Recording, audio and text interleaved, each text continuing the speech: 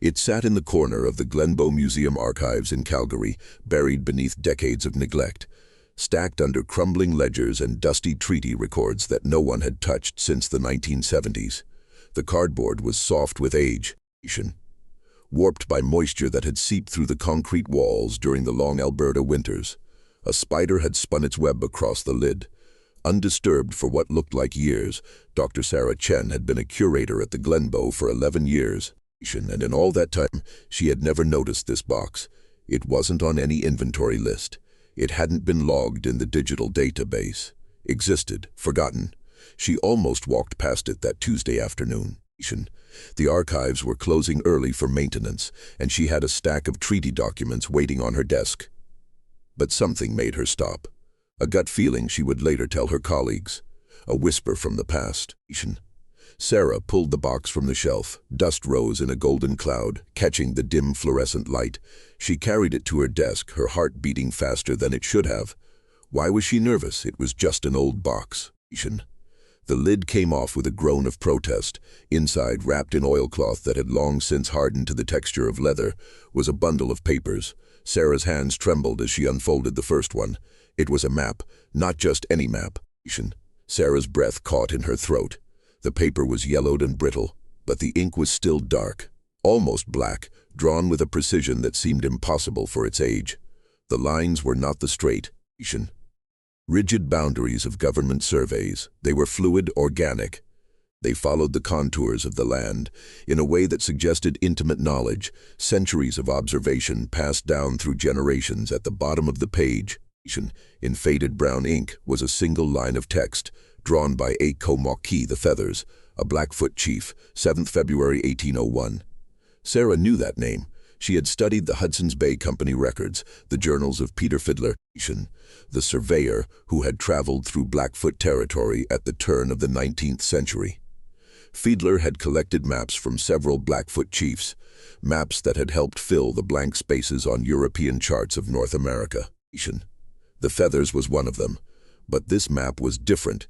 Sarah had seen photographs of Fiedler's maps, the ones housed in the Hudson's Bay Company archives in Winnipeg. They showed rivers, mountains, tribal territories. They were geographical maps, practical tools for navigation and trade. This map showed something else entirely.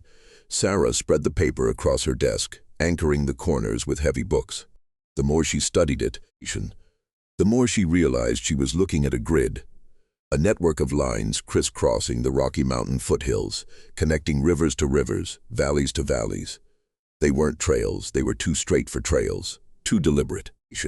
They were canals. Sarah's hands were shaking now. She reached for her phone and called her colleague, Dr. James Mackenzie, a historian specializing in Indigenous water management. He answered on the second ring. "James, you need to come to the archives right now. Is everything okay?" "I don't know yet. Just come." James arrived 20 minutes later, slightly out of breath. He found Sarah standing over the map, her face pale. "What is it?" he asked. She pointed at the grid of lines. "Look at this. Look at what he drew." James leaned in. His eyes widened. Is that a canal system?" "Look at the scale," Sarah said. "Look how far it extends." These lines run from the eastern slopes of the Rockies all the way to the Missouri River Basin. That's hundreds of miles. James pulled out his reading glasses and examined the map more closely. "This doesn't make sense." The Blackfeet were nomadic. They followed the buffalo. They didn't build permanent irrigation systems. That's not how they lived. Then what is it? "I don't know." They worked through the night, photographing every page of the bundle. There were 7 maps in total, each one more detailed than the last. The lines grew denser as they moved deeper into the mountains, converging on a single point. A valley high in the Rockies, marked with a symbol Sarah had never seen before. It looked like a spiral, or perhaps a whirlpool. "What do you think that means?" James asked. Pointing at the symbol, Sarah shook her head. "I have no idea." The next morning, they took the maps to the university's geospatial imaging lab. The technician, a young woman named Priya, scanned each page at ultra-high resolution and loaded the images into the GIS software. "What are you looking for?" she asked. "Overlay them on modern satellite imagery," Sarah said. I want to see if any of these lines match up with anything on the ground. Priya's fingers flew across the keyboard. The scanned images appeared on the screen, translucent at first, then slowly rotating and scaling to match the coordinates of the Rocky Mountain region. "Here we go," Priya said. "Overlaying now." The room fell silent. The ancient lines, drawn by a Blackfoot chief in 1801, began to merge with the satellite imagery of modern Montana, and as they did, Sarah felt the blood drain from her face. The lines matched, not perfectly. Erosion and time had taken their toll, but the alignment was unmistakable. The ancient canal system followed the same paths as modern waterways, irrigation channels, and river diversions.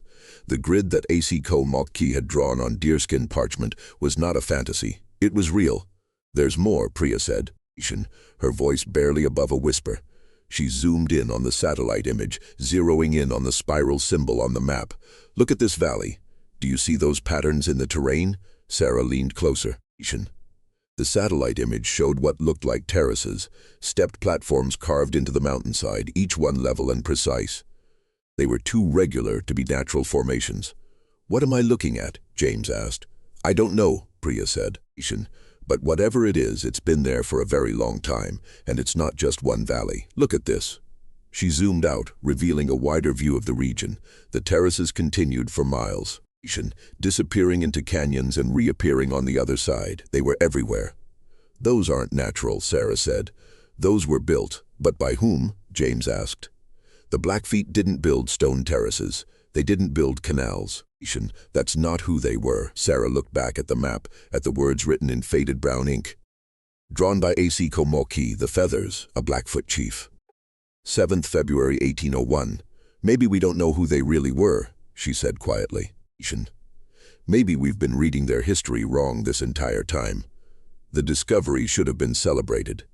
It should have been published in journals, presented at conferences, hailed as one of the most significant archaeological finds of the century. Instead, it was buried. Within weeks of the overlay, Sarah began to notice strange things happening. Her research funding was suddenly cut, without explanation. The university administration asked her to reconsider the scope of her project, suggesting she focus on less controversial topics. Colleagues who had initially expressed interest in her findings grew distant, refusing to return her calls. James Mackenzie was the first to break. "They're saying the maps are forgeries," he told Sarah one evening, his voice strained. "Someone's circulating a memo claiming the parchment was dated incorrectly, that the ink composition doesn't match the period." "That's not true," Sarah said. "We had the materials tested. The results were conclusive." "I know, but that doesn't matter. Someone doesn't want this to see the light of day." "Who?" James was silent for a long moment. "I don't know. But Sarah, I think you need to be careful. There are people with a lot to lose if this gets out." The next day, Sarah found a manila envelope taped to her office door. Inside was a single photograph, a black and white image of a valley taken sometime in the 1950s. At the bottom of the valley, half hidden in shadow, was the unmistakable shape of a massive structure, something that looked like the ruins of a dam. On the back of the photograph, someone had written a single line: "You are not the first to find this. You will not be the last to bury it." Sarah's blood ran cold. She drove to the valley that weekend, the one marked with the spiral symbol on the map.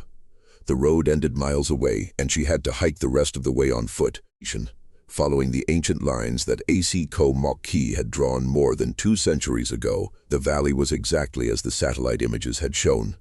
Terraces carved into the mountainside, stretching for miles in every direction. But it was only when she reached the center of the valley, the point marked by the spiral, that she saw the truth. There, half buried in the earth, was the foundation of something enormous. Stone blocks, each one weighing several tons, arranged in a pattern that defied explanation. The blocks were covered in carvings, subbles that looked almost like writing. Though unlike any language Sarah had ever seen, she knelt down and traced her fingers over one of the carvings. The stone was cold, even in the summer heat. It hummed with a faint vibration, as if something deep beneath the earth was still alive. That was when she heard the voices. They were faint at first, carried on the wind from somewhere high above. Sarah looked up and saw figures on the ridge, 3 of them silhouetted against the sky. They were watching her. She scrambled to her feet, her heart pounding. "Hello?" she called out. "I'm a researcher. I have permission to be here." The figures didn't move. They just stood there, still as statues, their eyes fixed on her. Sarah grabbed her camera and began to retreat, her footsteps echoing in the silent valley. She didn't stop running until she reached her car, miles away. When she got back to the university, she uploaded the photographs from her camera to her computer. The first few images were clear, the terraces, the stone blocks, the carvings. But the last photograph, the one she had taken just before she fled, was different. In the background, barely visible against the glare of the sun, were the 3 figures on the ridge. They weren't standing anymore. They were pointing directly at her. Sarah closed her laptop and didn't open it again for 3 days. The official report, when it came, was brief and dismissive. The canal system was attributed to natural geological processes, ancient riverbeds, glacial meltwater channels, nothing more. The terraces were explained away as erosional features. The stone blocks were glacial erratics, carried from distant mountains by ice sheets thousands of years ago. The spiral symbol, a coincidence. The carvings, weathering patterns. The maps themselves were quietly removed from the Glenbow archives and transferred to a restoration facility that Sarah had never heard of.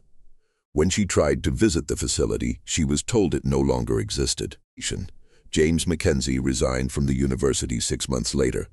He moved to a small town in British Columbia and never spoke of the maps again. Sarah stayed. She continued her work, publishing papers on less controversial subjects. Attending conferences, smiling at her colleagues. She never mentioned Aiko or the canals or the valley marked with the spiral, but sometimes, late at night, she would open the folder on her computer where she had saved the photographs from that day. She would zoom in on the last image, the one with the 3 figures on the ridge, and she would wonder, who were they? What did they know? And why are they still watching? The map of Asikamoki remains buried, not in the ground, but in the archives of institutions that prefer to forget. The canals are still there, hidden beneath the soil and the official explanations, waiting for someone brave enough to dig deeper. And somewhere in the Rocky Mountains, in a valley that doesn't appear on any modern map, the spiral still turns, waiting. The truth about the American West is not written in history books. It is buried in forgotten archives, in overlooked maps, in the stories that were never told. Akamaki knew this. That is why he drew his map so carefully, preserving knowledge that others would try to erase. But even he could not have predicted what Sarah Chen would find. And he could not have known that, more than 2 centuries later, someone would be watching from the ridge, making sure the secret stayed buried. The maps are out there. The canals are real. And somewhere in the mountains, the past is not as dead as we have been told. The only question is, are you brave enough to look?